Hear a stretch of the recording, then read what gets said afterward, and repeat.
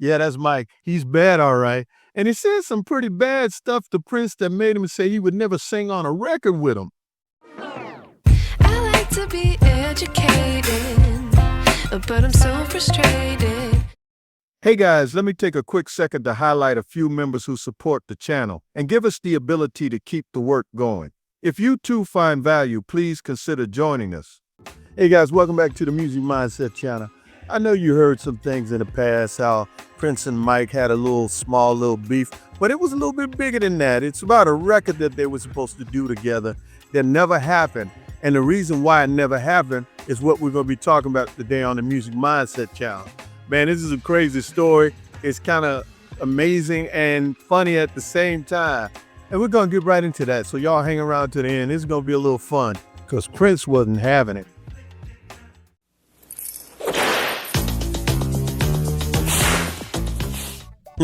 So I'm telling you guys, this is funny.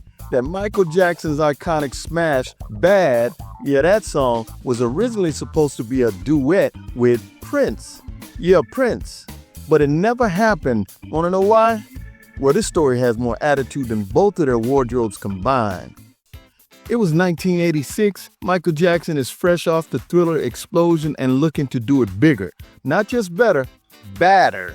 He's working with Quincy Jones again, and the idea is this: MJ and Prince on the same track, a musical showdown, a lyrical knife fight. Bad wasn't just going to be a song, it was going to be a duel. They had the video concept too. You thought that Beat It video showed a little of Michael Jackson's musical thuggery? Well, picture this: an urban alleyway, steam rising, leather jackets, shoulder pads so sharp they could cut glass.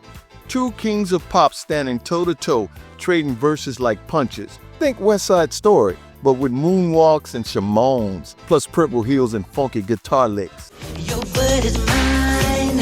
Okay, you're right. Your butt is mine. Yep, that's the line that stopped the whole thing. That right there. That opening lyric, your butt is mine. Prince was like, come on, Mike. Sheila E. was there. She can tell you.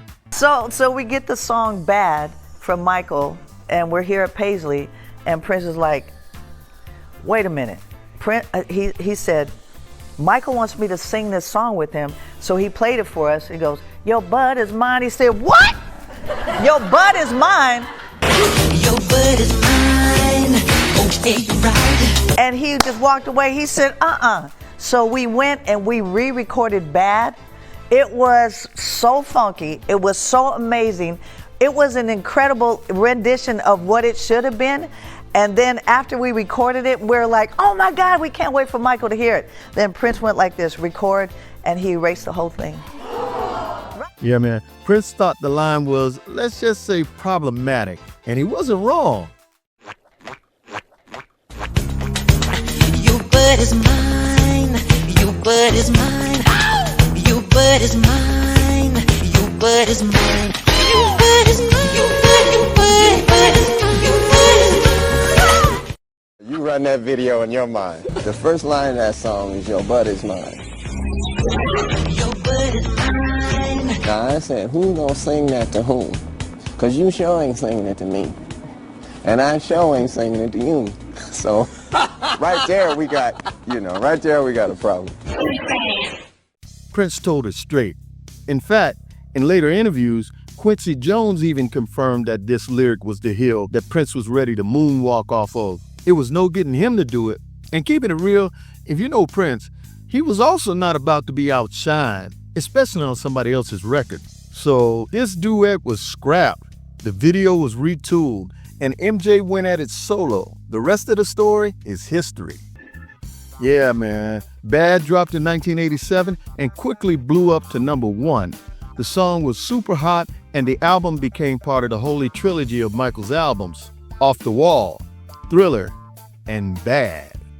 But imagine it, MJ on one side hitting us with that icy shamon, and Prince on the other, purple smoke swirling as he hits a falsetto. It would have been the most stylish gang fight in pop history. Oh, probably not. Yeah, honestly, I mean this with love. I don't think the song would have made it. Not like it did anyway. Bad worked because it was Michael's attitude, grit, swagger, and his statement. It's crazy how Mike was always trying to convince us just how tough he was in the voice of an 8-year-old schoolgirl. And for real, Prince would have made it his own thing. He would have had to add more funk to the groove like Sheila E. was saying earlier. And those two energies, that's oil and water, or Jerry Curl juice and purple glitter. They just don't mix. Plus, Prince was funk royalty and MJ was pop royalty. Put them on the same record and somebody's crown is gonna probably tilt sideways. And can you even picture the rehearsals? Prince: I want more guitar and glitter. MJ: I want more moonwalk and sparkle. Quincy Jones: y'all gonna break my pacemaker up in here. A little too far, I know.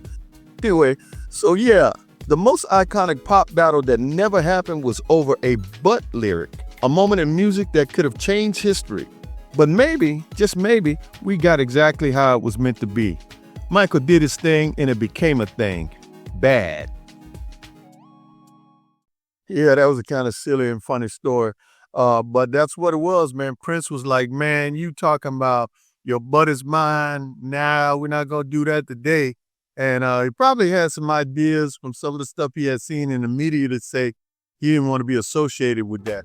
But we lost both of those guys a couple of years ago, and they were great entertainers. The music world will always be listening to their stuff and always remember the things that they did individually, but they never got the chance to perform together and never will. And mainly because Prince was like, my butt is mine, not yours, Mike. All right, guys, I hope y'all appreciate that. I'll see you next time on the Music Mindset channel. Thanks.